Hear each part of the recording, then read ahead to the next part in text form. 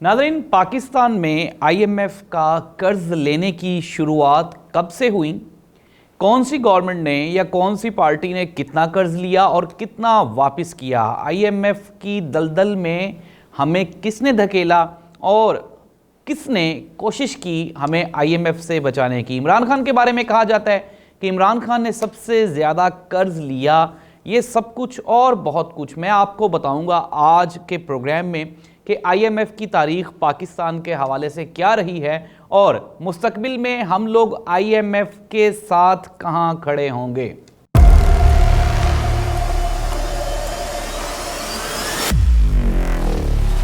औज़ुबिल्लाहिमिनश्शैतानिर्रजीम, बिस्मिल्लाहिर्रहमानिर्रहीम, अल्लाहुम्मा सल्लि अला मुहम्मदिन व आलि मोहम्मद, करोड़ों दरूद व सलाम हज़रत मोहम्मद मुस्तफ़ा सल्लल्लाहु अलैहि वसल्लम पे और आप सल्लल्लाहु अलैहि वसल्लम की आल पे। तहकीकी मरकज़ के साथ मैं हूँ ज़ाहिद अब्बास नकवी।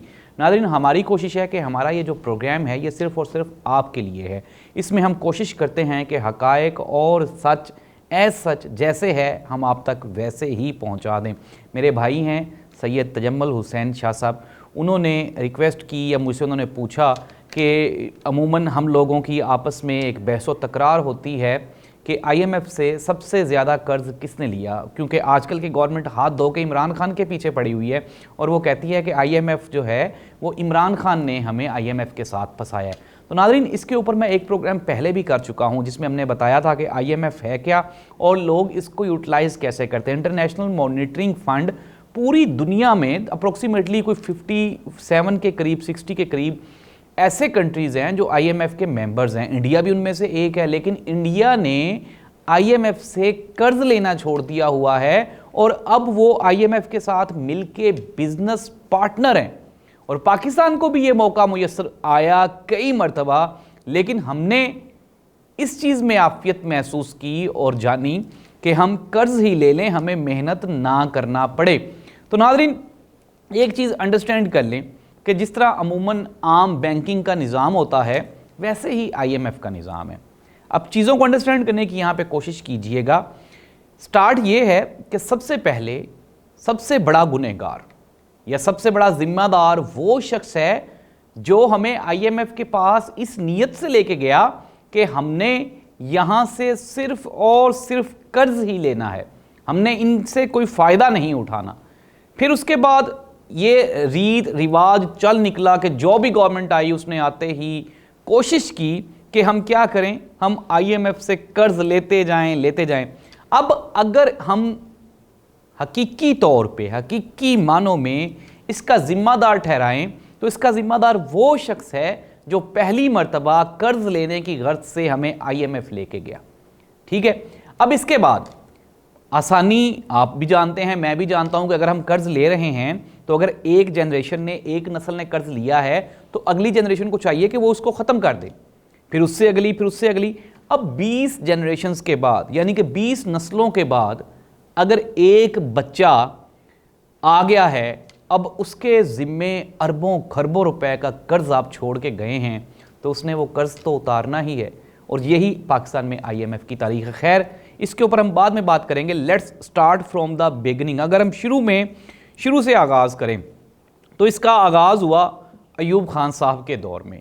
ये 1958 यानी कि 1958 में पाकिस्तान पहली मरतबा आईएमएफ के पास गया और हमने छोटी सी अमाउंट जो थी 25 मिलियन यूएस डॉलर्स की, ये हमने उनसे अवेल की। अच्छा, इसमें एक ये है कि इसमें एसडीआर एक करेंसी होती है, यूएस डॉलर्स नहीं होते, ये होती है स्पेशल ड्राइंग राइट्स। ये 5-6 करेंसीज़ को मिला के फिर उसका एवरेज रेट निकालते हैं और फिर उसमें लेते हैं। तो हमने 25 मिलियन एसडीआर्स जो हैं वो पहली मरतबा 1958 में अयूब खान साहब के दौर में लिए। फिर अयूब खान साहब के दौर में ही 1965 और फिर 1968 इसमें हम लोग दोबारा गए तो हमने 112 मिलियन डीएसआर 112 मिलियन डीएसआर जो हैं वो अवेल किया आईएमएफ से। नाज़रीन, ये आगाज़ था अयूब खान के दौर में पहली मरतबा हम लोग गए। हम सब लोग जानते हैं अयूब खान साहब का दौरे हुकूमत ख़त्म होने के फ़ौरन बाद वो पहला बंदा जो कि जमहूरी डिक्टेटर था वो जुल्फ़िकार अली भुट्टो साहब थे। फ़ौज ही उनको लेकर आई और फिर फ़ौज ही के दौर में जनाब जुल्फ़िकार अली भुट्टो साहब ने उन्होंने, अब उनके बस में था ये कि इस चीज़ को यहीं पे स्टॉप कर देते और आगे ना लेके चलते, क्योंकि कहा जाता है कि भुट्टो साहब बड़े अवामी लीडर थे और अवाम की बड़ी खिदमत करना चाहते थे।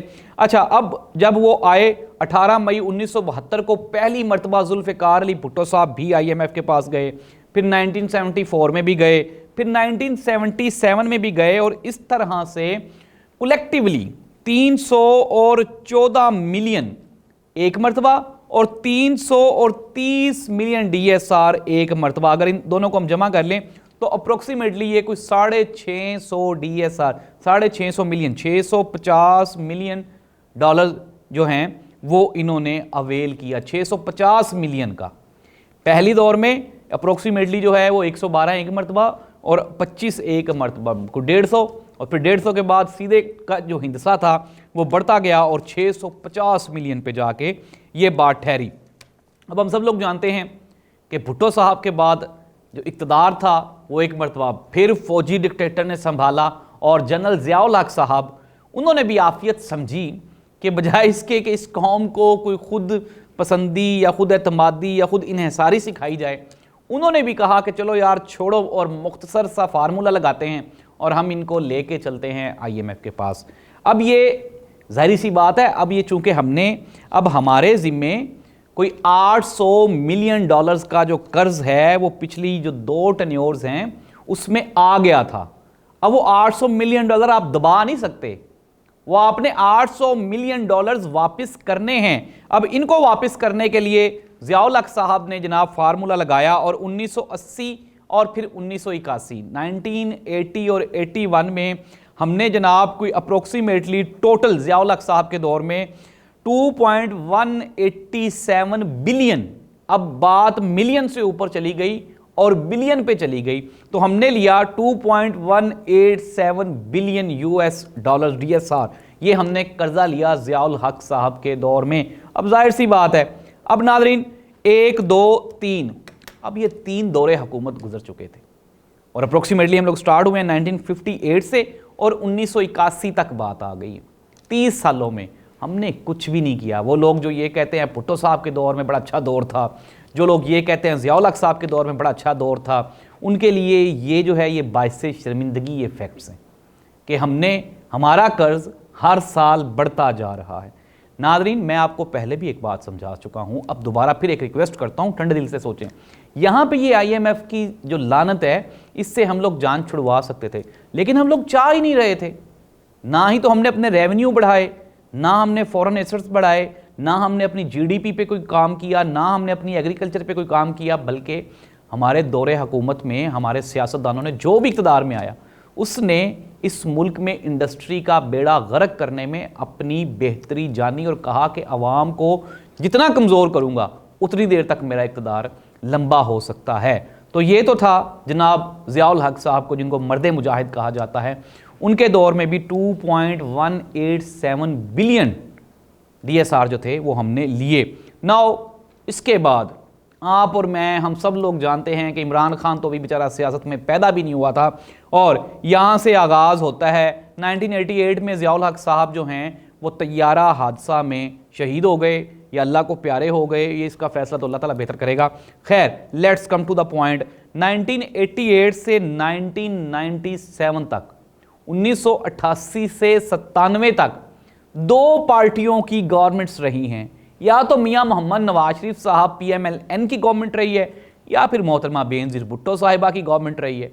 और ये जो 1988 से 97 का दौर है, इसमें पाकिस्तान ने 1.64 बिलियन, 1.64 बिलियन जो DSR हैं, जो डॉलर्स हैं, वो हमने कर्ज लिया है। इसमें से 5 प्रोग्राम्स जो हैं वो पाकिस्तान पीपल्स पार्टी के दौर के हैं, और 3 प्रोग्राम्स जो हैं वो PMLN के दौर में हैं।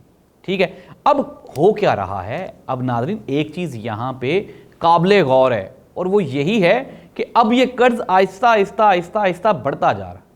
अब जब कर्ज बढ़ता जा रहा है, जाहिर सी बात है कि अब होगा क्या इसके बाद। खैर, अगर हम आगे चलते हैं, प्रोग्राम में टाइम भी कम है। 1999 में, 1999 में मुशर्रफ साहब आ गए और 2008 तक वो रहे। इन्होंने 1.33 बिलियन, 1.33 बिलियन डॉलर्स जो हैं वो कर्ज लिया। $1.33 बिलियन कर्ज लिया। और ज़ाहिर सी बात, उसमें से जो मैक्सिमम अमाउंट था वो पिछले जो गुज़श्ता कर्ज थे उनको उतारने के लिए इस्तेमाल किया गया। अगर हम कलेक्टिवली पाकिस्तान के हालात का जायज़ा लें तो मुशर्रफ साहब का जो दौर है वो हर लिहाज से खुशहाल दौर कंसीडर किया जाता है, जिसमें हमारी जो फसलों की कीमतें हैं, जो क्रॉप्स की जो प्राइसेस थी वो बहुत ऊपर चली गई। फिर इसके अलावा हमने देखा कि जो हमारी ज़मीनों की वैल्यूज़ थी वो बहुत ऊपर चली गई। पाकिस्तान टेक्नोलॉजी में इमर्जिंग कंट्री के तौर पे सामने आया, आईटी में हमने अपना बड़ा नाम पैदा किया। और फिर हमने देखा कि 1999 जैसे ही 2000 का हिंदसा चढ़ा तो पाकिस्तान ने तेज़ी से तरक्की की। तरक्की इन सेंस ऑफ, आप ये इमेजिन कर लें, अज्यूम कर लें कि जिस घर में एक साइकिल थी उस घर में 4 मोटरसाइकिलें आ गई, जिस घर में फ्रिज का तसव्वुर नहीं था उस घर में फ्रिज आ गया। नाज़रीन, इसी तरह से टीवी चैनल्स का आगाज़ भी मुशर्रफ दौर में हुआ और इंफॉर्मेशन एंड के ये जो सिलसिला था इंफॉर्मेशन टेक्नोलॉजी का, ये भी घर घर पहुंचना शुरू हो गया। मुशर्रफ का जो दौर था उसे हम गोल्डन पीरियड कहते हैं। उनके साथ काफ लीग चौधरी परवेज़ इलाही साहब की पंजाब में गवर्नमेंट थी, फिर उसमें भी बेपनाह डेवलपमेंट्स हुई।